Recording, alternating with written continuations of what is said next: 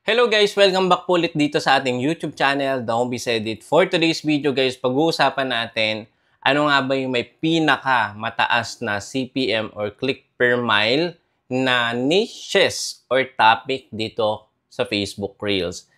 Pansin nyo ba guys, no, meron tayong mga previous content kung saan ang laki ng earnings natin, pero nung nagkaroon ng content monetization is bumaba. At meron namang isa na na-invite na sumobra naman talaga ng increase ng kanyang revenue dahil dito sa content monetization. So, pag-uusapan natin yung top 10 na pwede nyong pagpilian ng mga niches or topic na pwede nyong gawa ng video or content. So, napaka-importante po ng mga topic or niches no, dito kay Facebook. Using monetization tools such as Ads on Reels, Star, Subscription, and Bonus Program. So, ngayon, dahil nga po meron ng bagong monetization tools, yung content monetization, ang dami kong nakita na mga content creator. Isa na nga dito, si Sir Christian, no, na may pinost siya ng malaking pagkakaiba nung kanyang 10 million views nung nakaraan na Ads on Reels, then yung 10 million views naman dito sa content monetization. Pero nakikita nyo ba to si Hive or paring Hive page or profile? Ito yung most viewed na mga content regarding sa mga luxury watches.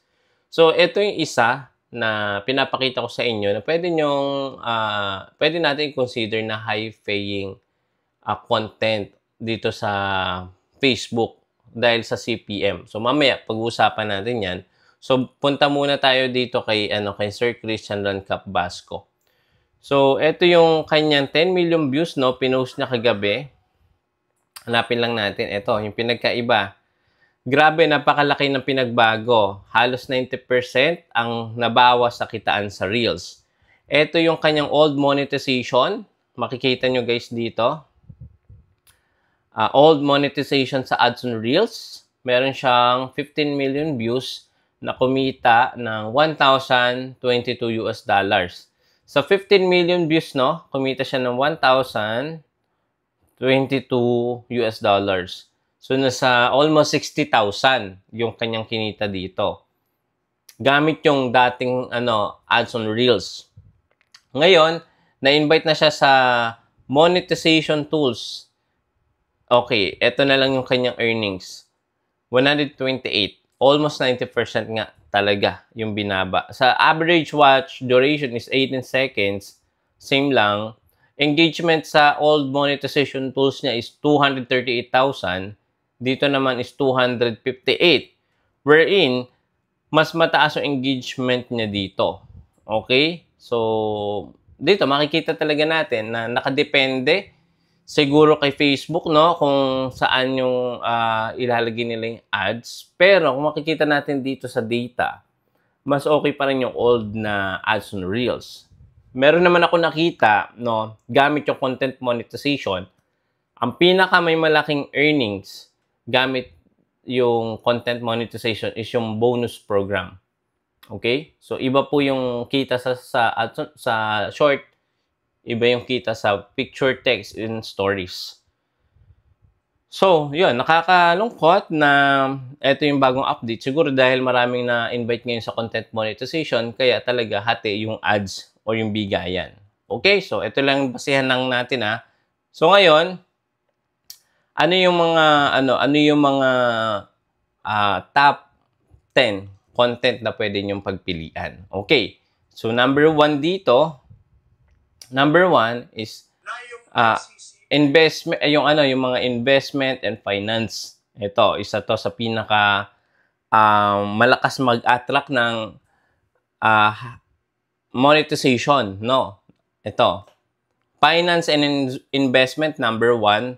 Ito yung mga example.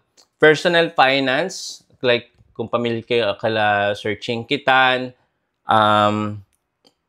sino pa ba yung makilala natin dyan regarding sa mga investment. So, name it na lang, no? Sample, crypto, investing, savings hack, passive income. So, bakit ito mataas? High CPM or cost per 1,000 views. Because financial services and banks run expensive ads. So, totoo naman yun, ano? Naglalagay ng mga malalaking bayad, mapakita lang kanilang mga products and services na in-offer sa online. Basta po yung mga content nyo is related sa finance, so expected yun na malaki yung revenue ads niya. Number 2, ito. Business pa din. Business and entrepreneurship. Ayan. Startup tips, side hustle, marketing, e-commerce, business strategies, yun yung mga example.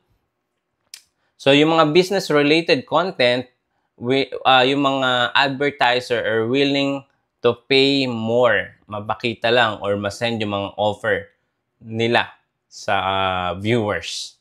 Okay? Number 3, ito, tech and gadget. So, ito, isa to, yung mga trending na mga smartphone, ayan, iPhone, ayan, di ba? Yung mga topics, like for example, smartphone reviews, unboxing, AI tools, software tutorials, ayan. Tech brands they're willing to invest heavily in a digital ads, ayan, increasing monetization rates sa mga creator. Okay, so number 3. Number 4, health and fitness. So, bakit number 4 ito? Ano? Alam nyo naman, ang daming health conscious nowadays. Yung mga topic regarding sa weight loss, diet plans, home workout, or fitness motivation.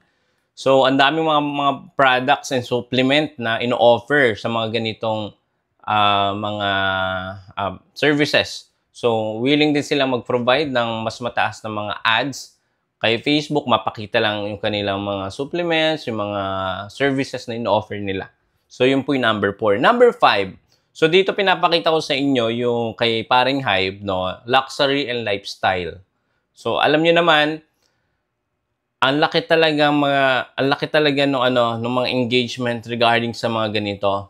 Alam niyo, may mga ibang content creator, they're willing to showcase talaga yung mga nila, lifestyle, yung kitaan nila dito kay Facebook. So, well, ganun pa man, pwede nyo rin i-consider itong luxury and lifestyle. But again, make it sure no na totoo yung mga yung pinapakita natin. Okay? So, sample ng mga topics na ito, travels, ayan.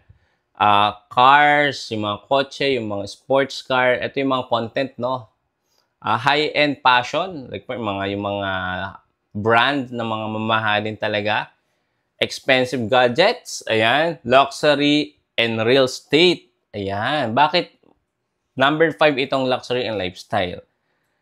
They are willing to pay premium, no? And for exposure in high-end niches. So, malaki talaga yung nila dito, na pondo for marketing. Okay, number 6, beauty and skincare. Ayan. So, ito, kitang-kita ko naman ito, no? Way back, siguro mga few years ago na din, no? Ang daming nag-boom ng mga businesses regarding sa beauty and skincare. Yung mga advertiser and publisher are willing to send you a free products. Kalakip nun, meron pa yung mga collaboration and deals na pwedeng goods or in can or in service.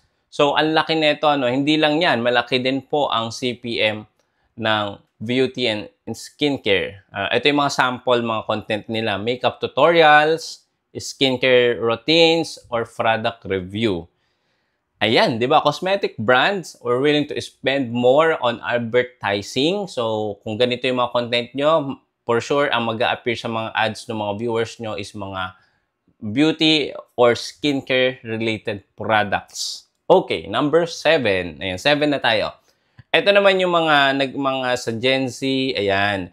Ito yung mga content na talagang, ako din, favorite ko din tong content na to. Kaso nga lang, medyo hindi ako ganun ka-focus dito.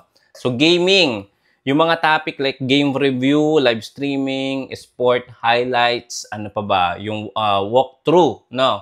Ito yung mga high engagement plus gaming companies and sponsor are willing to pay more and big.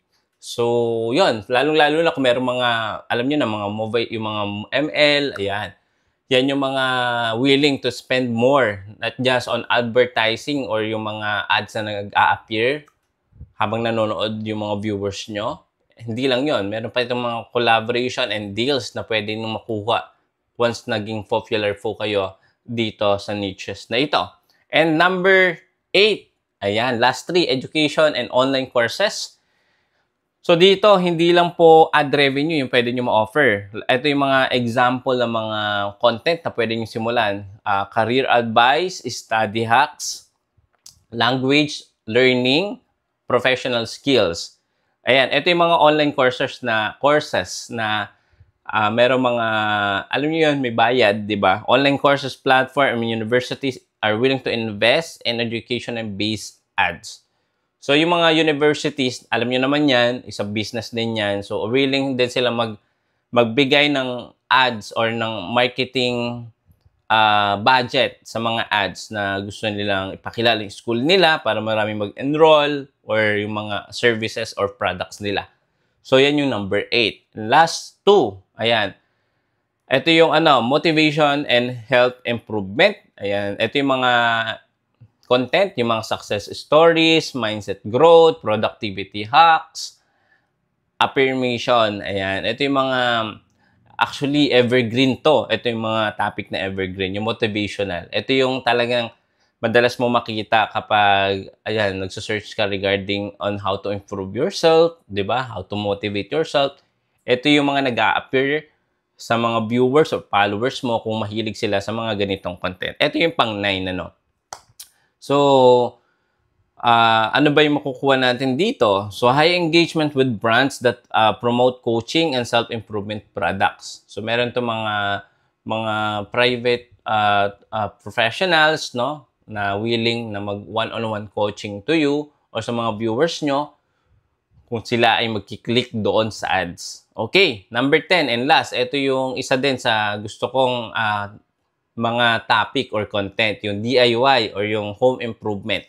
Sobrang nakakatuwang panoorin yung mga home improvement. Ito yung mga favorite topics ko. Ayan, home decor, renovation renovation tips, furniture hacks, ayan, yung mga crafts, yung mga handicrafts. Ayan, ito naman yung makukuha natin. Why home brands and renovation and companies run expensive ad campaigns regarding dito. So, alam niyo naman yung mga store na may mga ganito, yung mga home improvements na tools or mga services. So, yan yung mga nag-a-appear na ads dyan kung mahilig yung mga viewers nyo sa mga ganitong topic. Okay? So, alin man dito ang inyong mga napupusuan, no? Ito yung mga high click per mile or per 1,000 views na. So, depende yan kung kung nasa top tier country yung mga nanonood. So, sample, yung mga nanonood is nasa US, Europe, Japan, ayan. Malalaki po talaga yung ads na makukuha ng isang creator dito per 1,000 views. So, hindi ko na muna i-discuss yung per 1,000 views kung magkano dito kay Facebook dahil alam naman natin, paiba-iba ito. Depende sa monetization na ino-offer ni Facebook. Pero kung sa Facebook, nag-average po yan ng malaki. Malaki yan for per 1,000 views sa kanilang mga content. Kasi yan yung mga ganitong top niches, nakikita yan, napapanood yan sa ibang bansa. So hindi lang sa Pilipinas naglalagay ng ads yung mga publisher or yung mga services. Kung yung content mo is madalas panoorin sa mga top tier country, expected mo na malaki talaga yung sasahurin nyo. Okay? So, maraming salamat. Don't forget to subscribe and click the bell icon para pag meron tayong mga ganitong mga simple tips na makakatulong para kumita tayo kay Facebook, mano-notify po kayo kagad. See you again sa next video. Bye-bye!